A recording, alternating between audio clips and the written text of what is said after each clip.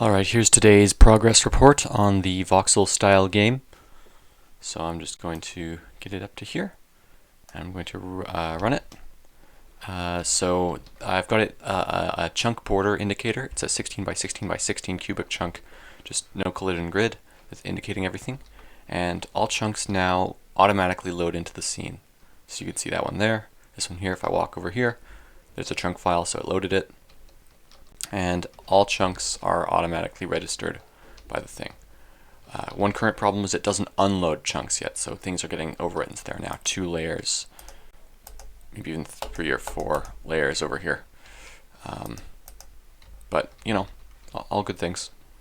So if, for example, now if I build out here, there is, you can't build from certain distances now.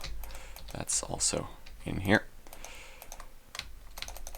So if I go beyond the chunk border up, you can see that it is a cubic chunk system. So whereas Minecraft, for example, you don't have unlimited build height, in this game we will have unlimited build height in all directions. So yeah, so infinite up, down, left, right, all axes. Build him. So these chunks are set, meaning these are not generated. I have files for them. So if you go to worlds, demo, chunks, it's just loading in these pre-existing chunk files that each have a structure within them. Taking a second. There we go. So each one summons 3 blocks. And these are relative chunk coordinates rather than world coordinates.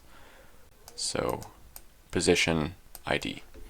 You may notice all of the code that I'm using is just in files out in this source here. That's by design. When the game releases, all of my code will be public, so you can use it.